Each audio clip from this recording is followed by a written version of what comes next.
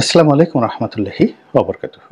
সম্মানিত দর্শক, ডক্টর মোহাম্মদ ইউনূস সরকারের একজন উপদেষ্টা তরুণ মিস্টার মাহফুজ, যাকে এ যুগের সিরাজুল আলম খান হিসেবে অনেকে অভিহিত করার চেষ্টা করেছেন।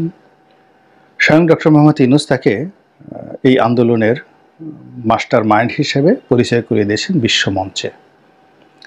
এরপর থেকে তিনি সামনে চলে এসেছেন।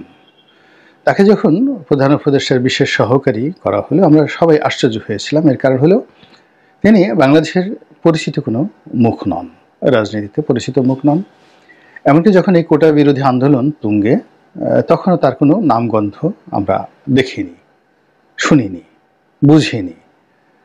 এরপর অন্য কোনোভাবে, মানে এখন তার অনেকগুলো ভিডিও ফুটেজ আসছে, তার অনেক দার্শনিক চিন্তা ভাবনা, তার অনেক বক্তব্য, তার পালংবাদ, এ সকল কথাবার্তা এখন সামনে আসছে। কিন্তু ইতিপূর্বে আমরা তার সম্পর্কে কিছুই জানতাম না। তো এই ভদ্রলোক ঢাকা বিশ্ববিদ্যালয়ে ল ডিপার্টমেন্টের ছাত্র ছিলেন, এখন আছেন কিনা আমি জানি না। যেহেতু আমি ওই ডিপার্টমেন্টের ছাত্র, ল ডিপার্টমেন্টের ছাত্র, তো সেই কারণে আমি জানি যে ঢাকা বিশ্ববিদ্যালয়ের কলা অনুষদে আর্টস ফ্যাকাল্টিতে সবচেয়ে মেধাবী ছেলেরাই সাধারণত এই ল ডিপার্টমেন্টে ভর্তি হয়। তো সেই দিক থেকে তার লেখাপড়া, তার যে সহজাত মেধা, এটা নিয়ে কোনো সন্দেহ নেই। তো তিনি অতি সম্প্রতি প্রমোটেড হয়েছেন। আগে তিনি বিশেষ সহকারী ছিলেন ডক্টর মোহাম্মদ ইউনূসের সঙ্গে, এখন সেখান থেকে প্রমোটেড করে তাকে মন্ত্রীর মর্যাদা দিয়ে উপদেষ্টা করা হয়েছে। কিন্তু তাকে কোনো দপ্তর দেয়া হয়নি, দপ্তরবিহীন। এবং এতে যে পরিবেশ তৈরি হয়েছে সেটা হলো তিনি দপ্তরবিহীন মন্ত্রী হিসেবে সব দপ্তরের উপরই আধিপত্য দেখাতে পারবেন বা দেখাবেন। দ্বিতীয়ত, তার যে অধিক্ষেত্র, কর্মের অধিক্ষেত্র, এটি এখন প্রধানমন্ত্রীর যে কার্যালয় যেটি এখন ব্যবহার করছেন প্রধান উপদেষ্টা, সেখান থেকে ছড়িয়ে সারা বাংলাদেশে আনলিমিটেড হয়ে গেল। তো সেই মানুষটি একটি ফেসবুক স্ট্যাটাস দিয়েছেন, তিনি নাকি সবসময় ইংরেজিতে দেন, এবার বাংলাতে দিয়েছেন। তো এগুলো নিয়ে আলাপ আলোচনা হচ্ছে, অনেকে এটাকে খুবই গুরুত্ব সহকারে প্রচার করছে, আবার অনেকে ঠাট্টা মস্করা করছে যে তিনি কিসের সমন্বয়ক, বাংলাতে একটা সাক্ষাৎকার দিয়ে মানে স্ট্যাটাস দিয়েছেন যেখানে অনেকগুলো বাংলা ভুল, বানান ভুল ইত্যাদি নানা রকম কথাবার্তা। তো আমি সেগুলি নিয়ে আলোচনা করব না। এর কারণ হলো তিনি, তার যে বয়স আমার সন্তান সম। I married in 1986। আমি জানি না যে তার জন্ম কত সনে হয়েছে। যদি 86 সনের পরে হয়ে থাকে বা 86 সনে হয়ে থাকে, আমার সন্তান সম। অন্যথায় তিনি আমার একেবারে ছোট ভাই, তার বয়সী, অথবা ডিপার্টমেন্টে তো তিনি আমার অনেক অনেক ছোট ভাই। ফলে তাকে অসম্মান করা, ছোট করা, এটা কোনো অবস্থাতেই আমার পক্ষে শোভনীয় নয় এবং আমি সেটা করব না। তো আমি তার যে বক্তব্য, আমি কখনোই তাকে নিয়ে আলোচনা করিনি, সহজে তা আলোচনা করিনি। আমি তার নামটা উচ্চারণ করেছি, কিন্তু আজকে তার এই বক্তব্য নিয়ে কথা বলছে এই কারণে যে আলটিমেটলি তিনি যে বক্তব্যটি দিয়েছেন এটি সারা বাংলাদেশে ভাইরাল হয়ে পড়েছে। তিনি যেটি বলেছেন যে একটি অনিবার্য গৃহযুদ্ধ, মানে গৃহযুদ্ধের যে পরিবেশ এটি তৈরি হয়ে গিয়েছে এবং এই যুদ্ধটা অনিবার্য, এটা হবেই, এরকম তার বক্তব্য। সবাই আলোচনা করেছে, আমি যেটা বলার চেষ্টা করছি আমার মতো করে। 2 নম্বর হলো যে এই যে গৃহযুদ্ধটা, এটি হবে নতুনদের সঙ্গে পুরনোদের। এখন পুরনো বলতে তিনি বয়স্ক মানুষ, the old man, the old culture, এগুলোর ব্যাপারে বলেননি। তিনি যেহেতু এখানে সমন্বয়ক হিসেবে, উপদেষ্টা হিসেবে, বিশেষ সহকারী হিসেবে একটি বিশেষ রাজনৈতিক মতাদর্শকে তিনি লালন করবেন বা করছেন। তো সেই অর্থে সমন্বয়করা যে রাজনীতি করতে চাচ্ছে এবং তারা যে রিসেট বাটন চেপে অতীতের সকল ইতিহাস মুছে দিয়ে 2024 সনের জুলাই এবং আগস্টের যে বিপ্লব, এখান থেকে একটি নতুন ধারাবাহিক রাজনৈতিক ইতিহাস তারা তৈরি করতে চাচ্ছেন। এবং এটা স্বয়ং প্রধান উপদেষ্টা একাধিকবার তিনি বলেছেন এবং তার সেই রিসেট বাটন চাপা নিয়ে জুলাই আগস্ট বিপ্লব নিয়ে তার এই কথা নিয়ে নানান রকম বিতর্ক হয়েছে। তো এখন সবাই বলার চেষ্টা করছেন যে প্রধান উপদেষ্টা যে কথা বলেছেন কিংবা আসিফ নজরুল সে যে কথা বলেন বা প্রধান উপদেষ্টার প্রেস সচিব যে কথা বলেন, অন্যান্য উপদেষ্টারা যে কথা বলেন, সব কথার মূলত মাস্টার মাইন্ড হিসেবে মিস্টার মাহফুজ, তার একটা ভূমিকা থাকে এবং তার একটা প্রভাব থাকে এবং he is the main man. এবং আমরা যদি বলি যে আসলে প্রধান উপদেষ্টা কাজ চালাচ্ছেন না, মূলত ডি ফ্যাক্টো প্রধান উপদেষ্টা বা প্রধানমন্ত্রী হিসাবে মিস্টার মাহফুজ এই সরকারকে চালাচ্ছেন। এটা খুব অত্যুক্তি হবে না। এর কারণ হলো বডি ল্যাঙ্গুয়েজ দেখবেন যে মিস্টার মাহফুজ তিনি যখন আসিফ নজরুল সাহেবের পাশে বসেন, তার শিক্ষক, তো সেখানে মনে হয় আসিফ নজরুল এখানে গৌণ এবং মিস্টার মাহফুজের বসার ভঙ্গি, তার হাত নাড়ানোর ভঙ্গি, মাইক ধরানোর ভঙ্গি, তার কথা বলার মধ্যে ভঙ্গি, এটার সব কিছু দেখে মনে হয় যে সে লিড করছেন। হি ইজ এ লিডার, তার ওই অথরিটি, আত্মবিশ্বাস, হি ইজ এ টাইগার, সিংহ। আর বাকি যারা পাশে বসে আছেন তারা সবাই তার অনুগত। এবং এই সেম অ্যাটিটিউড আরেকজন লোকের মধ্যে দেখা যাচ্ছে, সেটা হলো স্পোর্টসের যিনি আছেন উপদেষ্টা, যে ভদ্রলোক আছেন, তরুণ বন্ধু, তার মধ্যেও ঠিক এরকম মিস্টার মাহফুজের মতো সেম আছেন। তার নামও সম্ভবত আসিফ। তো তিনি যেভাবে হাঁটেন, সেটা গেঞ্জি পরে যান, ট্র্যাক স্যুট পরে যান, তারপরে যেভাবে কথা বলেন, সেখানেও তার একটা অথরিটি আমরা লক্ষ্য করি। এবং এই দুইজনের মধ্যেই মনে হচ্ছে যে পুরো সরকারকে নেতৃত্ব দেওয়ার যে চাবিকাঠি এই দুজনের হাতে আছে, মিস্টার মাহফুজের হাতে এবং মিস্টার আসিফের হাতে। ভদ্রলোকের নাম, আমার নাম ভুল হলে আপনারা মাফ করবেন। এবং অতি সম্প্রতি আবার তাকে সেই এলজিআরডি মিনিস্টার হিসেবে বা উপদেষ্টা হিসেবে তাকে নিয়োগ দেওয়া হয়েছে, দায়িত্ব দেওয়া হয়েছে। ফলে সরকারের যে সবচেয়ে গুরুত্বপূর্ণ মন্ত্রণালয়, সারা বাংলাদেশের যে উন্নয়ন কর্মকাণ্ড, উপজেলা থেকে শুরু করে ইউনিয়ন পর্যায়ের যত রকম উন্নয়ন কাণ্ড এই মন্ত্রণালয়ের অধীন।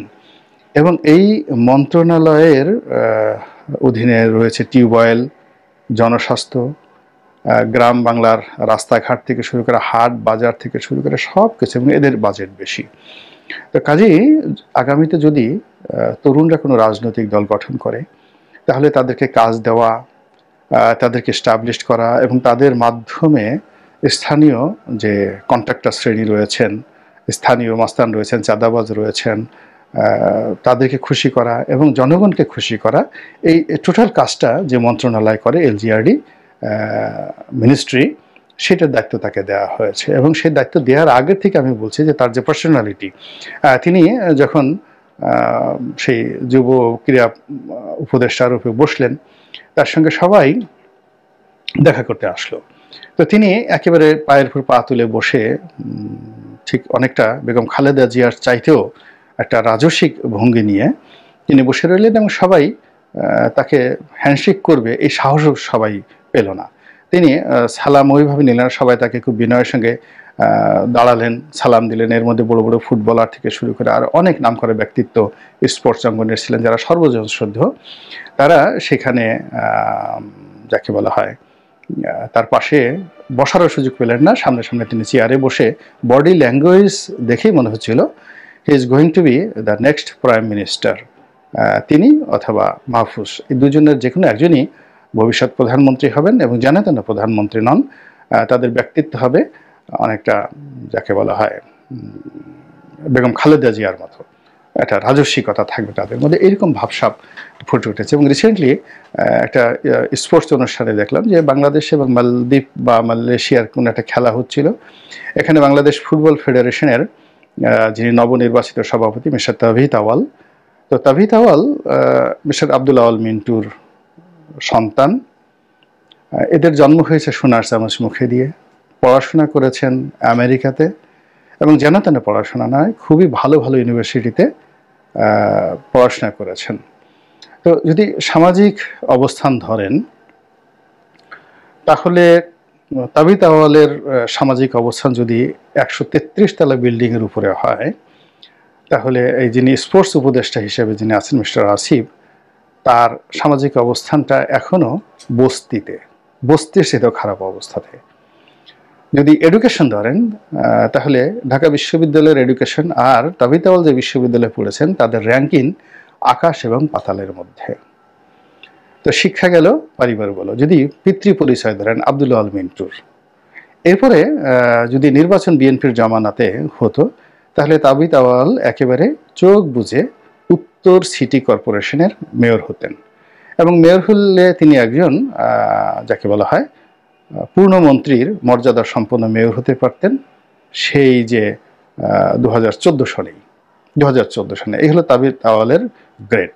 অন্যদিকে যদি বিএনপিকে ভবিষ্যতে ক্ষমতায় ধরেন, তারপরে শেষে তারেক রহমান সাহেবকে যদি ভবিষ্যতের প্রধানমন্ত্রী হিসেবে কেউ কল্পনা করেন, তো সেক্ষেত্রে বিএনপির সবচেয়ে প্রভাবশালী তারেক রহমানের কাছে এই মুহূর্তে যে কজন ঘনিষ্ঠজন আছেন তার মধ্যে ওয়ান অফ দ্য টপ 3, 1, 2, 3, সেই 1, 2, 3-এর মধ্যে তাবিথ আউয়াল অন্যতম। তো সেই তাবিথ আউয়াল বাংলাদেশ ফুটবল ফেডারেশনের প্রেসিডেন্ট হিসেবে এই আসিফ মাহমুদের পাশে তিনি বসেছিলেন এই অনুষ্ঠান দেখার জন্য। তো সেখানেও দেখা গিয়েছে যে তিনি তাবিথ আউয়ালের দিকে তাকে পাত্তা দেওয়ারও প্রয়োজন মনে করেনি, বরং তিনি তার ব্যক্তিত্ব নিয়ে যেভাবে বসেছিলেন তাতে মনে হয়েছে যে বেগম খালেদা জিয়া যেভাবে বসে আছেন বা শহীদ প্রেসিডেন্ট জিয়াউর রহমান যেভাবে বসে আছেন কিংবা বঙ্গবন্ধু যেভাবে বসে আছেন, তার পাশে যদি একজন সাধারণ মানুষ যেভাবে বসে থাকেন ঠিক ওইরকমই তাবিথ আউয়ালকে মনে হচ্ছিল। সো এটা হলো নতুন এবং পুরনোর মধ্যে, যেটা উনি বলেছেন যে যুদ্ধটা অনিবার্য নতুন এবং পুরনোর মধ্যে, মানে পুরনো যে রাজনৈতিক যে ধ্যান এবং ধারণা, সেই ধ্যান ধারণার ক্ষেত্রে সেটা আওয়ামী লীগ হোক, বিএনপি হোক, জামাত হোক, জাতীয় পার্টি হোক, সেখানকার সেই প্রধান ব্যক্তি অর্থাৎ এই দুইজন ভদ্রলোক আগামী দিনে এই যে বিপ্লবের অধিকর্তা রূপে, বিপ্লবের ক্রিয়েটার হিসেবে, বিপ্লবের ফাউন্ডার হিসেবে, বিপ্লবের মাস্টার মাইন্ড হিসেবে তারা যে চিন্তা চেতনা করছেন সেটা হলো আগামী দিনের প্রেসিডেন্ট এবং প্রধানমন্ত্রী বাংলাদেশের।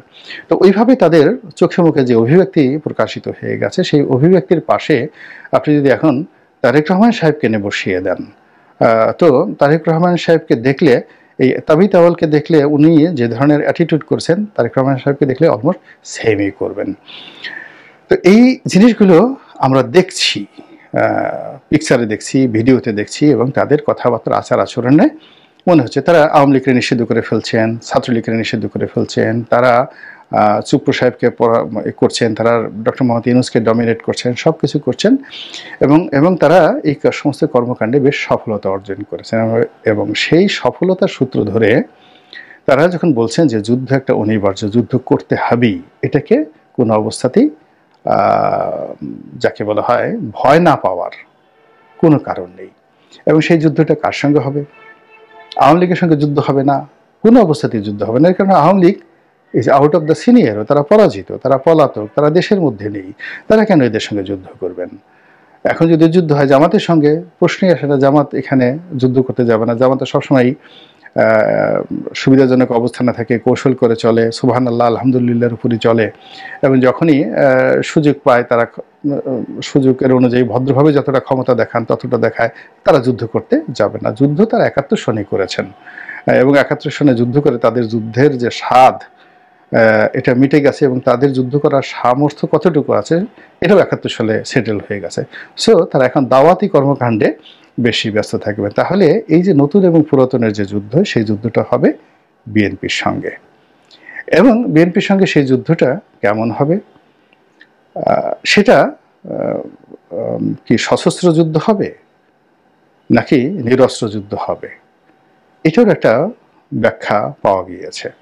সেই ব্যাখ্যাটা হলো, একজন সমন্বয়ক বলেছেন যে যদি 5 তারিখে আমাদের একটা প্ল্যান ছিল যে এই 5 তারিখের যে আমাদের যে সফলতাটা যদি না আসে তাহলে আমরা সশস্ত্র বিপ্লবে চলে যাব। তাহলে 5 তারিখে যদি তাদের সশস্ত্র বিপ্লব করার পরিকল্পনা থাকে, প্রস্তুতি থাকে, তাহলে এই যে গত 3 মাসে তাদের সেই প্রস্তুতি কি বলেন বাড়ছে না কমছে?